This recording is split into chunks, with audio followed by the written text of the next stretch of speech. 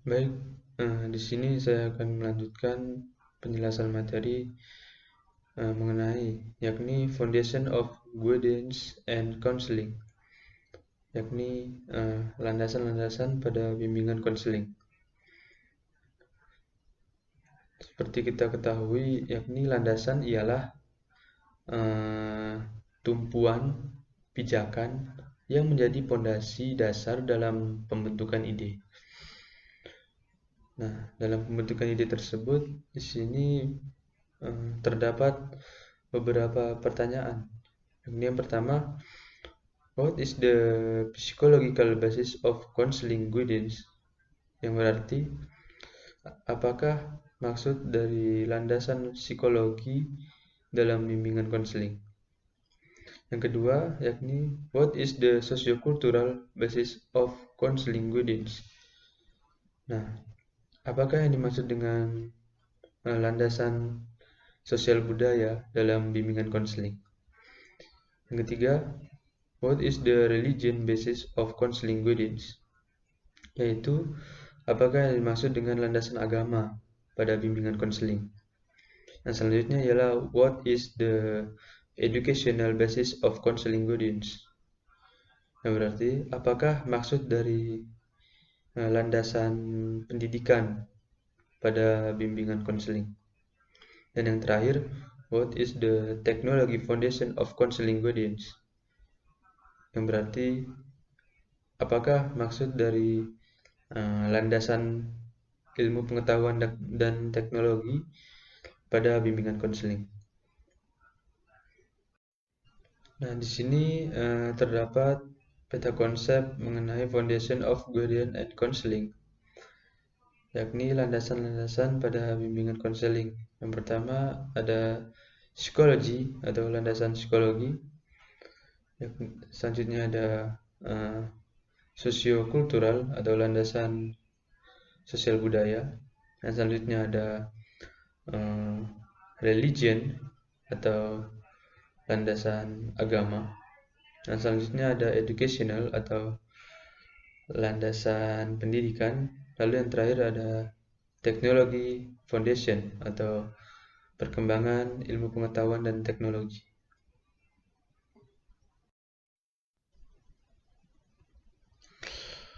Masuki pembahasan yang pertama, yakni aspek landasan psikologi. Psychological basis in counseling guidance is motivated by the existence of individual difference, uniqueness in student. Nah, psikologis dalam bimbingan konseling dilatar belakangi oleh adanya perbedaan individu atau keunikan yang ada pada diri siswa.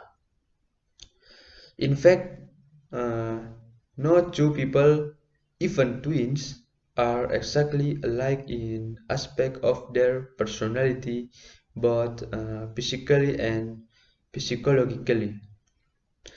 Nah, dalam faktanya, tidak ada dua orang, bahkan manusia kembar sekalipun, yang persis sama dalam aspek kepribadian mereka, baik secara fisik maupun secara psikologis. Lanjut, this personality difference is the result of the relationship and interaction between individual innate factors and the environmental factors that surround them.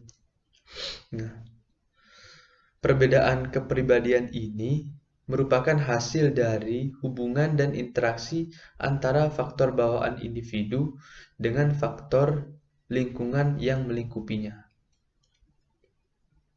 So that individuals with their respective personalities are formed which are complete with their uniqueness.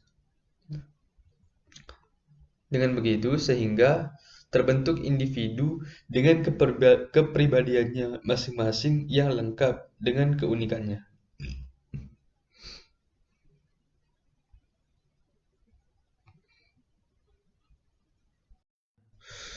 Studi di bidang psikologi yang perlu dikuasai yakni yang pertama adalah motive and motivation. Nah, perlu diketahui juga motif dan motivation itu memiliki perbedaan, yakni motif sendiri yakni dorongan dan tujuan, sedangkan motivasi ialah sesuatu yang membangkitkan motif tersebut. Dalam hal ini juga yang menggerakkan seseorang untuk berbuat sesuatu dalam rangka mencapai tujuan dan kepuasan. Nah, motif dan motivasi ini berkaitan dengan dorongan yang menggerakkan seseorang berperilaku, baik motif primer maupun motif sekunder. Nah, motif primer adalah motif yang didasari oleh kebutuhan asli yang dimiliki oleh individu semenjak dia lahir, seperti rasa lapar, bernafas, dan sejenisnya.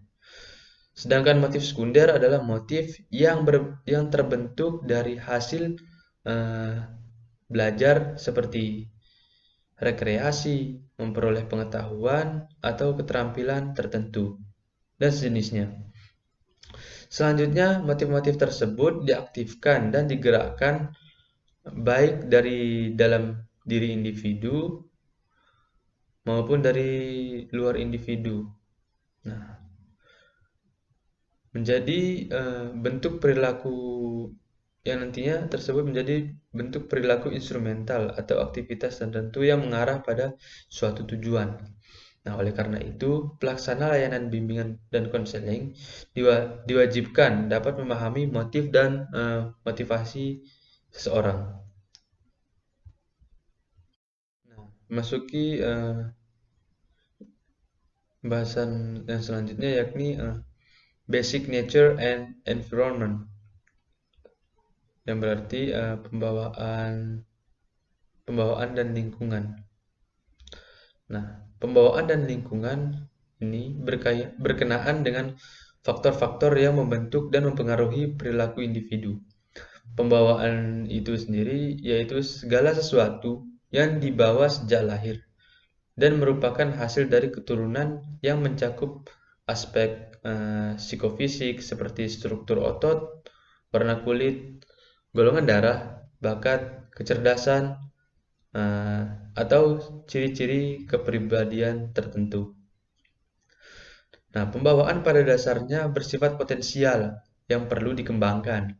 Untuk mengoptimalkan dan mewujudkannya bergantung pada lingkungan di mana individu itu berada.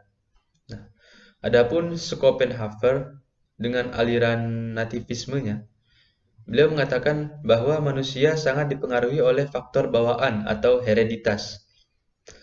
Lalu kemudian John Locke dengan aliran empirismenya mengatakan bahwa perkembangan manusia dipengaruhi oleh faktor lingkungan. Nah, dalam hal ini diperlukan yang namanya pendidikan. Lanjut timbullah aliran konvergensi yang dipelopori oleh William Stein, yang menyatakan bahwa perkembangan manusia ditentukan oleh faktor bawaan dan lingkungan. Nah, pembawaan dan lingkungan setiap individu pastinya akan berbeda-beda. Ada individu yang memiliki pembawaan yang tinggi dan ada pula yang sedang atau bahkan yang rendah. Misalnya saja dalam hal kecerdasan. Ada yang di atas rata-rata atau bisa dikatakan jenius. Nah, rata-rata atau bahkan di bawah rata-rata. Demikian pula dengan lingkungan, ada individu yang dibesarkan dalam lingkungan yang kondusif dengan sarana dan prasarana yang memadai sehingga segenap potensi bawaan yang dimilikinya dapat berkembang secara optimal. Poin ketiga ini yakni individual development, atau yang berarti perkembangan individu. Perkembangan individu ini berkaitan dengan proses tumbuh dan berkembangnya individu yang berlangsung sejak masa konsepsi atau dalam kata lain prenatal, hingga akhir hayatnya. Tidak ada yang sama satu dengan yang lainnya. Perkembangan tersebut meliputi aspek fisik dan psikomotorik, bahasa dan kognitif, moral dan sosial. Nah, dalam menjalani tugas-tugasnya, maka seorang guru BK atau bimbingan konseling ini harus memahami berbagai aspek perkembangan individu yang dilayaninya. Nah, guru BK juga harus dapat melihat arah perkembangan individu itu nantinya di masa depan, serta keterkaitannya dengan faktor pembawaan dan lingkungan. Nah, dengan kata lain, layanan pemberian bimbingan dan konseling setiap peserta didik ini berbeda-beda karena perkembangan individu juga nantinya akan berbeda-beda. Lanjut kepada poin yang keempat, yakni study atau belajar. Belajar merupakan salah satu konsep psikologi yang sangat mendasar. Manusia belajar untuk hidup. Nah, tanpa belajar, seseorang tidak akan dapat mempertahankan serta mengembangkan dirinya. Dengan belajar, manusia nantinya akan mampu berbudaya dan mengembangkan harkat kemanusiaannya. Inti perbuatan belajar adalah upaya untuk menguasai sesuatu yang baru dengan memanfaatkan yang sudah ada pada diri individu. Penguasaan yang baru itu adalah tujuan belajar, dan pencapaian sesuatu yang baru itu merupakan tanda-tanda perkembangan, baik dalam aspek kognitif, afektif, maupun psikomotor atau keterampilan. Agar terjadi proses belajar diperlukan, agar terjadi proses belajar, maka diperlukan prasyarat belajar, baik berupa prasyarat psikofisik yang dihasilkan dari kematangan atau hasil belajar sebelumnya.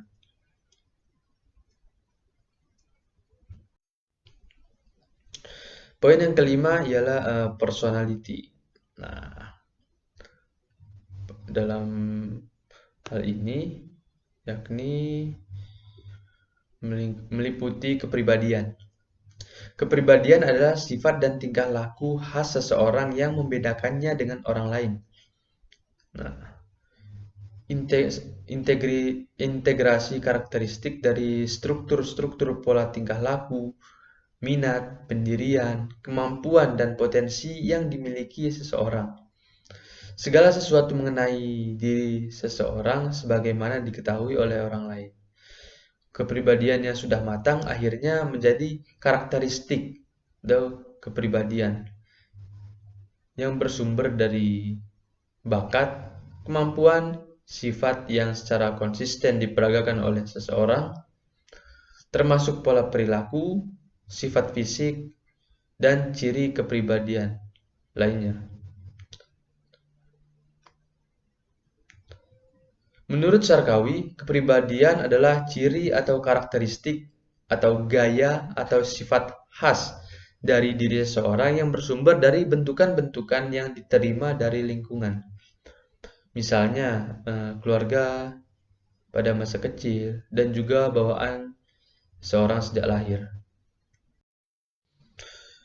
Nah, landasan dalam bimbingan konseling yang selanjutnya yakni sosiokultural.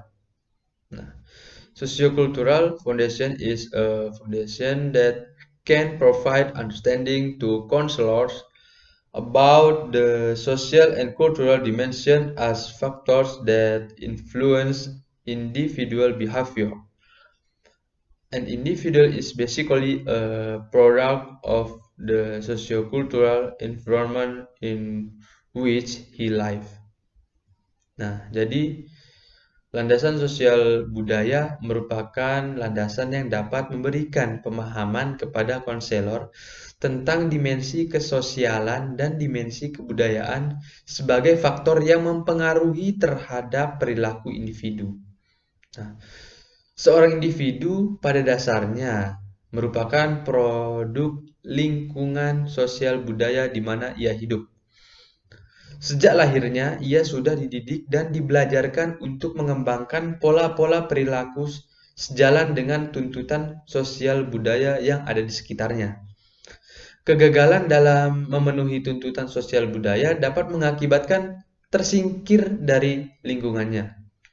Nah, lingkungan sosial budaya yang melatar belakangi dan melingkupi individu berbeda-beda sehingga menyebabkan perbedaan pula dalam proses pembentukan perilaku dan kepribadian individu yang bersangkutan. Nah, apabila perbedaan dalam sosial budaya ini tidak dijembatani, maka tidak mustahil akan timbul konflik internal maupun eksternal.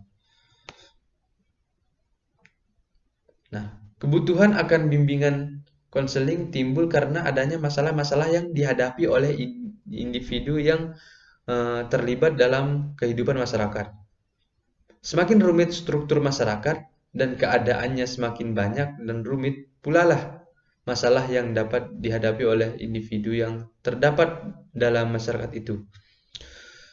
Jadi kebutuhan akan bimbingan konseling timbul karena terdapat faktor yang menambah rumitnya keadaan masyarakat di mana individu itu hidup.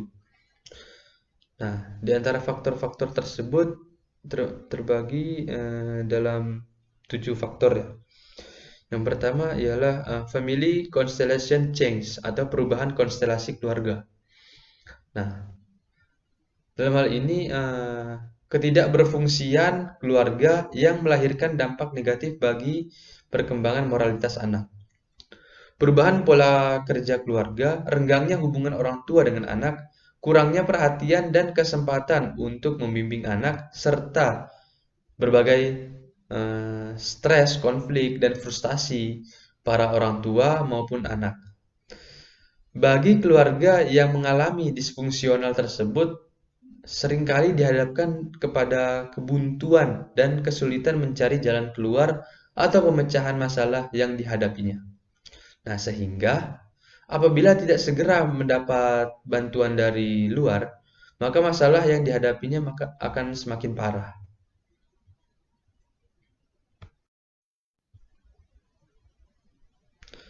Nah, yang kedua ini yakni educational development atau perkembangan pendidikan. Demokrasi dalam bidang kenegaraan menyebabkan demokratisasi dalam bidang kehidupan, termasuk bidang pendidikan. Hal ini berarti pemberian kesempatan kepada setiap orang untuk menikmati pendidikan yang diselenggarakan oleh pemerintah atau oleh badan swasta. Kesempatan terbuka ini menyebabkan berkumpulnya murid-murid dari berbagai kalangan yang berbeda-beda latar belakangnya, antara lain agama, etnis, keadaan sosial, adat istiadat, dan ekonomi. Hal ini sering menimbulkan terjadinya kelompok-kelompok kecil yang berusaha memisahkan diri dari kelompok besar di mana mereka berada. Nah, dan hal ini menambah meruncingnya pertentangan-pertentangan yang memerlukan pemecahan yang sungguh-sungguh. Pemecahan ini dapat diperoleh dengan melaksanakan bimbingan bagi anggota kelompok yang bersangkutan.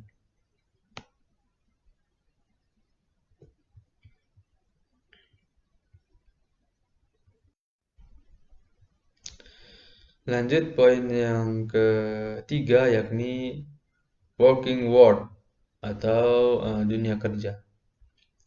Dewasa ini, masalah karir telah menjadi komponen layanan bimbingan yang lebih penting dibandingkan pada masa sebelumnya. Fenomena ini disebabkan oleh adanya berbagai perubahan dalam dunia kerja. Nah, untuk itu perlu dipersiapkan tenaga-tenaga yang terampil dan memiliki sikap mental yang tangguh dalam bekerja. Nah, bimbingan dan konseling dibutuhkan untuk membantu menyiapkan mental para pekerja yang tangguh itu. Poin yang keempat yakni Metropolitan City Development,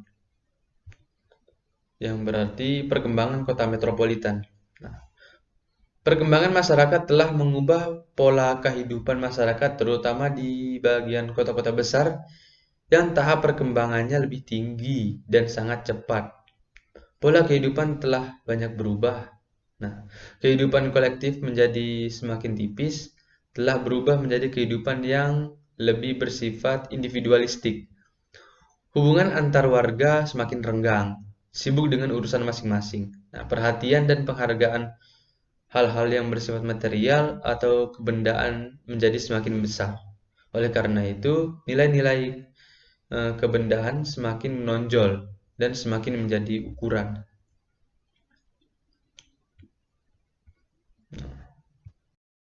Poin yang kelima yakni communication development atau perkembangan komunikasi. Dampak media massa, terutama televisi, internet, terhadap kehidupan manusia sangatlah besar pengaruhnya. Banyak tontonan yang tidak seharusnya dilihat oleh anak-anak dan kurangnya pengawasan orang tua mengakibatkan anak-anak menjadi mudah terpengaruh terhadap tayangan acara-acara televisi maupun yang ada pada di internet. Maka bimbingan konseling ini sangat perlu dilakukan pada hal itu.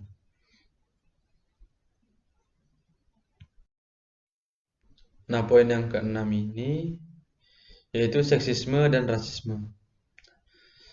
Seksisme merupakan paham yang mengunggulkan salah satu jenis kelamin dari jenis kelamin lainnya. Sedangkan rasisme, paham yang mengunggulkan ras yang satu dari ras lainnya. Fenomena ini seperti nampak dari sikap para orang tua yang masih memegang budaya tradisional dalam pemilihan karir bagi anak wanita, yaitu membatasi atau tidak memberikan kebebasan kepada wanita untuk memilih sendiri karir yang diminatinya. Nah, poin yang terakhir yakni mental health atau kesehatan mental. Semakin maraknya masalah kesehatan mental seperti gangguan jiwa, banyak orang yang melakukan percobaan bunuh diri, banyak remaja yang melakukan kriminalitas, dan lain sebagainya.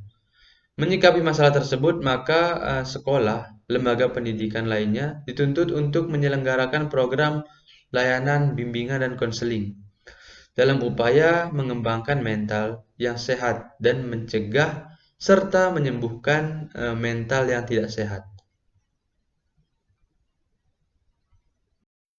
Landasan yang selanjutnya yakni landasan agama atau religion.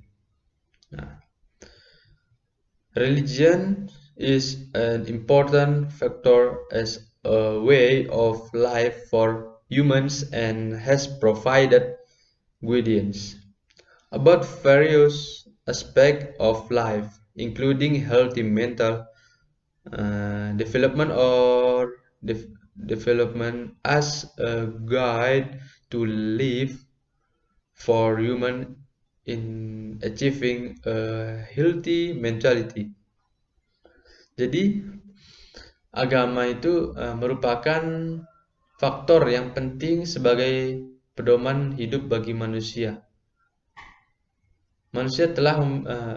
Agama telah memberikan petunjuk tentang berbagai aspek kehidupan termasuk pembinaan atau pengembangan mental.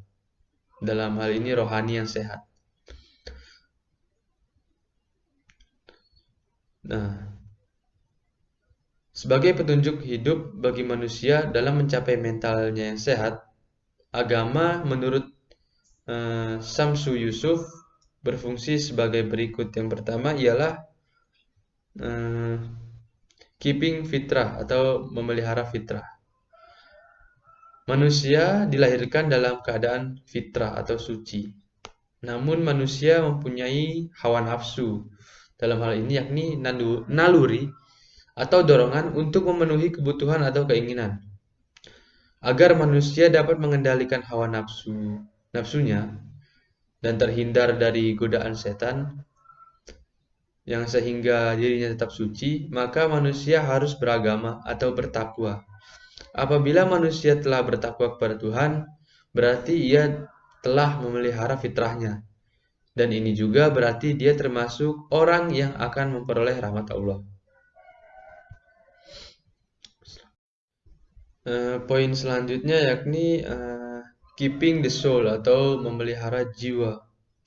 Nah, agama sangat menghargai harkat dan martabat atau kemuliaan manusia.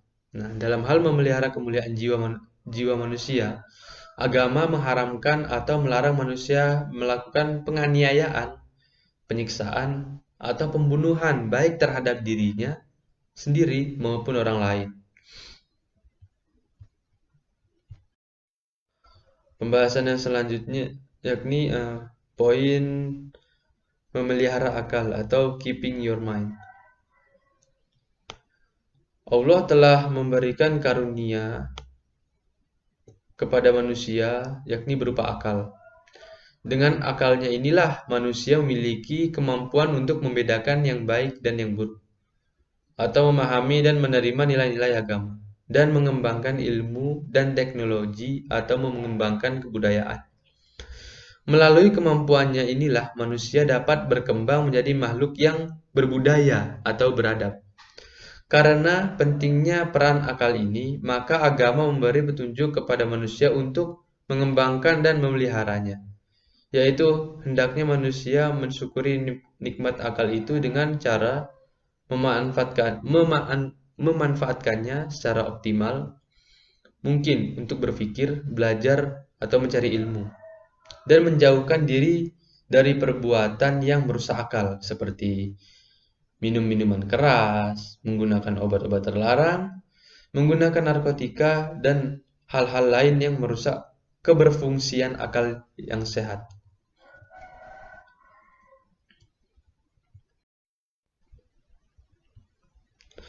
Yang selanjutnya yakni poin yang terakhir, taking care of the family atau memelihara keturunan.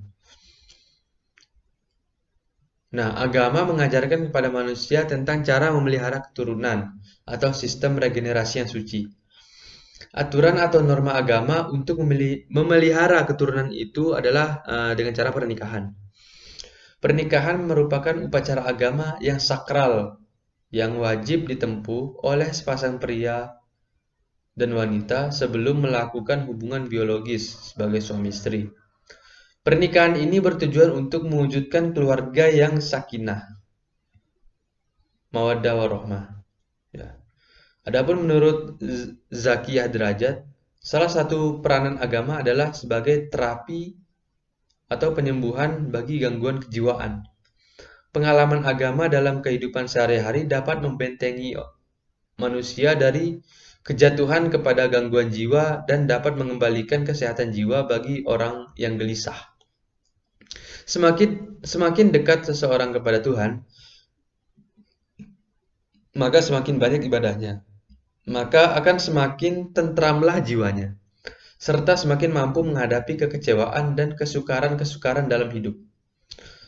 Demikian pula sebaliknya, semakin jauh orang itu dari agama, akan semakin susahlah mencari ketentraman batin.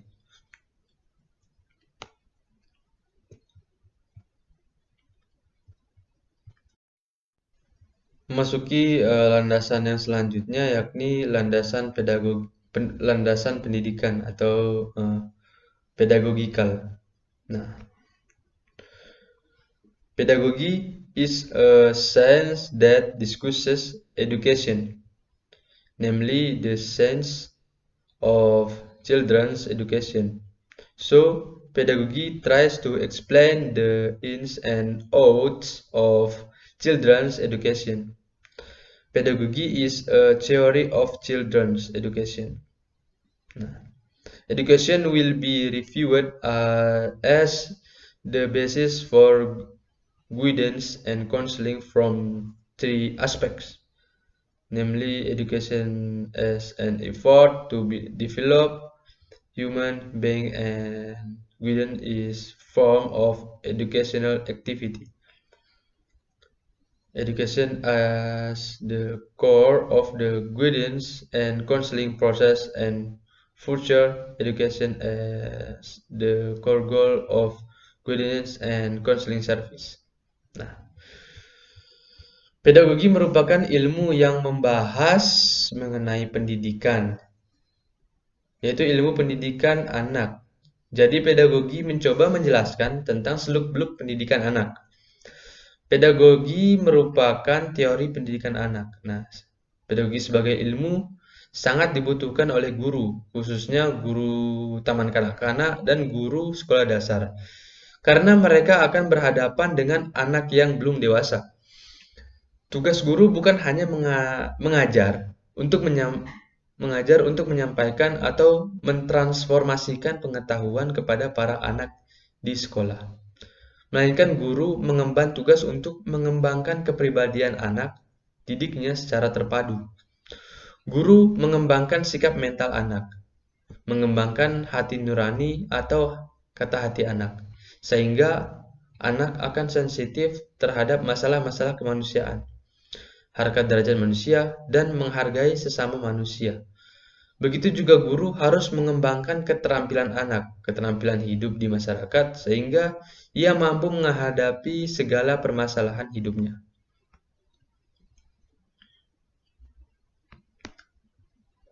Pendidikan ditinjau sebagai landasan bimbingan konseling terbagi menjadi 3 segi. Yang pertama ialah pendidikan sebagai upaya pengembangan individu, atau education as an individual development effort. Nah, bimbingan merupakan bentuk upaya pendidikan. Di depan telah dikemukakan bahwa pelayanan bimbingan dan konseling berfokus pada manusia. Bahkan dikatakan bimbingan dari manusia, oleh manusia, dan untuk manusia.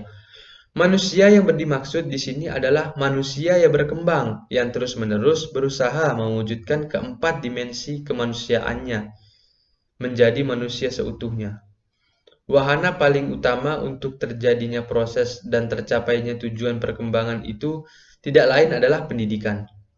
Apakah pendidikan itu? Dalam artinya yang paling luas, pendidikan ialah upaya memanusiakan manusia.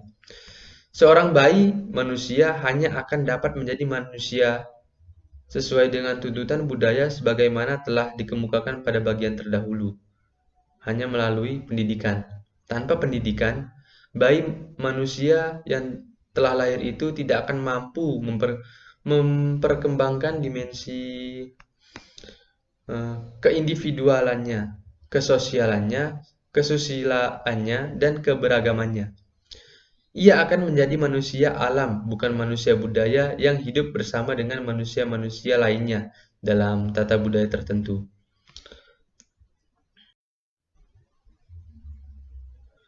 Yang poin selanjutnya yakni education as the core of the counseling guidance process. Pendidikan sebagai inti proses bimbingan konseling. Di depan tadi telah disebutkan bahwa pendidikan melalui bimbingan, pengajaran, latihan. Ciri apakah yang menandai keberlangsungannya upaya pendidikan melalui ketiga kegiatan besar itu?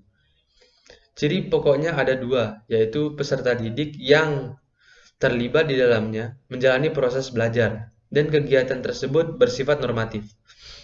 Apabila kedua ciri itu tidak ada, maka upaya dilakukan itu tidak dapat dikatakan pendidikan. Barangkali ada kegiatan-kegiatan yang dinamakan bimbingan, pengajaran, atau latihan. Terapi apabila di dalamnya tidak terkandung unsur-unsur belajar dan norma-norma positif yang berlaku, maka kegiatan-kegiatan itu tidak dapat digolongkan ke dalam upaya pendidikan. Demikianlah bimbingan dan konseling mengembangkan proses belajar yang dijalani oleh konseli-konselinya. Kesadaran ini telah tampil sejak pengembangan gerakan bimbingan dan konseling secara meluas di Amerika Serikat pada tahun 1953. Gistot telah menegaskan bahwa bimbingan dan konseling adalah proses yang berorientasi pada belajar. Belajar untuk memahami lebih jauh tentang diri sendiri.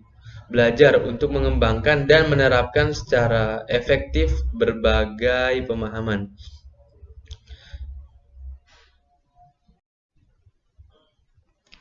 Nah, poin terakhir yang ada pada landasan pendidikan yakni future education as the core goal of guidance and counseling education. Pendidikan lebih lanjut sebagai inti tujuan bimbingan dan konseling. Pendidikan merupakan upaya berkelanjutan. Apabila sesuatu kegiatan atau program pendidikan selesai, individu tidak hanya berhenti di sana. ia maju terus dengan kegiatan dan program pendidikan lainnya. Ibarat bola salju yang menggelinding. Makin jauh menggelinding, maka bola salju tersebut akan semakin besar. Proses pendidikan yang berhasil setiap kali memperkaya peserta didik dan makin memantapkan pribadi peserta didik menuju manusia seutuhnya. Demikian pula dengan hasil bimbingan dan konseling. Nah, hasil pelayanan itu tidak hanya berhenti sampai pada pencapaian hasil itu saja, melainkan perlu terus digelindingkan untuk mencapai hasil-hasil berikutnya. Namun, berbeda dari pendidikan, individu yang berhasil dalam proses bimbingan dan konseling tidak diharapkan segera memasuki program bimbingan dan konseling lainnya. Bahkan sebaliknya, individu yang berhasil dalam bimbingan konseling itu diharapkan tidak perlu memasuki program bimbingan dan konseling lagi, ataupun mengambil program bimbingan lebih lanjut. Oleh karena itu, tidak dikenal istilah bimbingan dan konseling berkelanjutan dalam arti membimbing individu yang sama terus-menerus. Bimbingan dan konseling mempunyai tujuan khusus atau tujuan jangka pendek dan tujuan jangka panjang. Dengan ungkapan lain, Crow menyatakan bahwa tujuan khusus yang segera hendak dicapai atau tujuan jangka pendek dalam pelayanan bimbingan konseling ialah membantu individu memecahkan masalah-masalah yang dihadapinya. Sedangkan tujuan akhir atau jangka panjang ini ialah bimbingan diri sendiri. Bimbingan diri sendiri itu dicapai hendaknya tidak melalui bimbingan yang berkelanjutan, melainkan bimbingan-bimbingan yang telah diberikan terdahulu. Hendaknya dapat mengembangkan kemampuan klien untuk mengatasi masalah-masalah sendiri dan memperkembangkan diri sendiri tanpa bantuan pelayanan konseling lagi.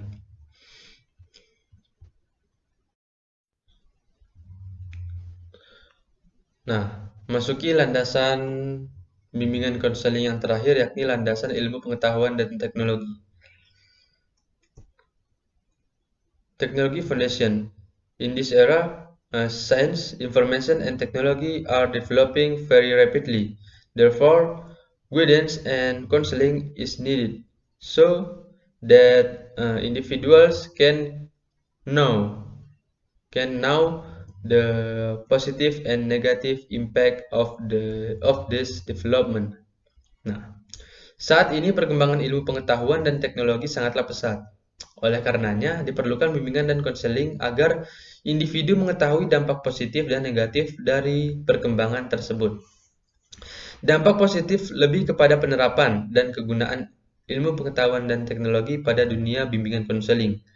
Karena dengan bantuan iptek bisa diketahui dan dikuasai cara penanganan terkait dengan permasalahan yang ditimbulkan.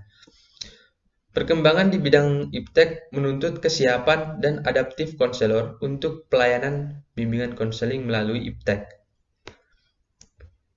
Nah, pada nyatanya, sudah banyak sekolah maupun perguruan tinggi yang merekrut siswa barunya menggunakan teknologi. Nah, tugas guru BK di sini untuk membantu siswanya serta memberikan pelayanan terkait dengan ilmu dan teknologi pendaftaran online. Namun sangat disayangkan, materi pembelajaran BK di kelas sangatlah minim, bahkan tidak disediakan jam untuk bimbingan konseling di kelas. Dari permasalahan itu timbul satu pertanyaan, apakah peran bimbingan konseling sudah maksimal mengingat jam materi serta pengaplikasiannya sangatlah kurang. Pastilah hal itu tidak memberikan hasil maksimal dari peran bimbingan konseling. Maka untuk mengurangi kesalahan tersebut, teknologi bisa membantu guru bimbingan konseling walau tidak harus memberikan materi di kelas. Melalui teknologi canggih, saat ini semua serba bisa dilakukan. Nah, oleh karena itu, guru BK senantiasa update dan melek akan teknologi. Guru bimbingan konseling juga harus sigap mencari informasi terkait lowongan kerja untuk pelayanan kepada peserta didik, khususnya kelas 3 SMA. Sekolah harus bisa menyiapkan dan merekrut bakal guru BK yang berkompeten, yang bisa diandalkan di sekolah maupun di masyarakat lain nantinya. Dengan adanya BK, diharapkan bisa meringankan beban sekolah, terutama pada bagian peserta didik. Nah, itu sekian penjelasan materi dari saya.